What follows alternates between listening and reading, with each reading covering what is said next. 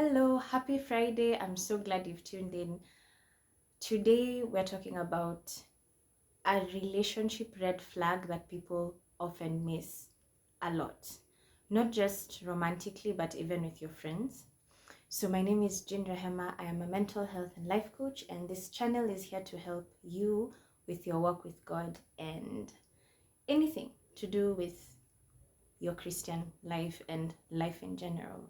So, relationship red flag. If you have a friend, a boyfriend, a fiance, a girlfriend, an acquaintance, or a spouse that tries to keep you from having relationship with other people. So that could look like, don't trust other people, or I'm the only one who's, there for you. Other people are not for you. They're gangster. They don't want the best for you. Or the person kind of twists things that happen in your life and makes you feel as if they're the only person who is your friend or the only person who's there for you. So they're pulling away from family, pulling away from friends. They're not encouraging you to really hang out with anyone else. It's either them or them. They are not encouraging you to trust anyone else. It's either them or them. And they're kind of just pulling you away. So either they tell people things to keep you away from them, or they tell you things to keep you away from people, or the person acts funny and super possessive when you are in a group. So it becomes awkward to hang out in group settings. Or the person gets mad and they're like, oh, I called you, your number was busy. And then you're like, oh, I was talking to this person. Then they're mad, why? And it's like, oh, I only have you. So if someone is trying to pull you away from community, that's a red flag. Huge red flag.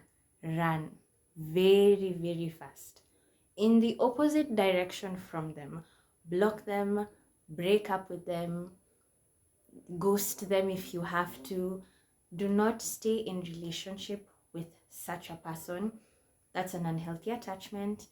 And they could, yes, let's just say that's an unhealthy attachment, which is unhealthy for them and also unhealthy for you, because why would somebody want to isolate you from everybody else? The only person who should be the only thing in your life is, number one, God. You can only have one God. And number two, your spouse. You cannot replace your spouse. However, you should have friends even if you're married. You can only have one spouse, but you should have many friends, because the relationship of a spouse and a spouse, a husband and a wife, is representative of the relationship of Christ and the church. So ideally, should only have one spouse. Just saying. But you should have friends, you should have acquaintances, colleagues, anything. Be plugged into something, and do not, for your sake and safety, if they become obsessive and possessive of you, for your safety and for your sake and health and sanity, kindly move away from that person. Separate yourself from that person however possible. If this person is your spouse, try seeking a therapist or see how to improve that dynamic. But that is a screaming red flag. Screaming, like, that's not just a red flag. It's screaming, it's flashing, it's yelling, it's crying, it's saying, look at me. That's a red flag. Move away from it.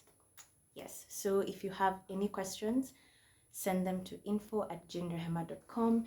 If you want to book a session for coaching, also info@jeannerehema.com. I'll put that in the description. Have an amazing weekend.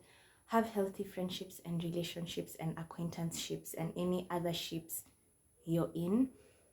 Have healthy those things. If you want to know more about friendships, I did a video series on that. I'll attach it to the end. So Remember, God loves you. You will not die without that friend. You'll be fine. Yeah, and go live for the audience of one. Do not be scared of walking away from things that are not meant for you.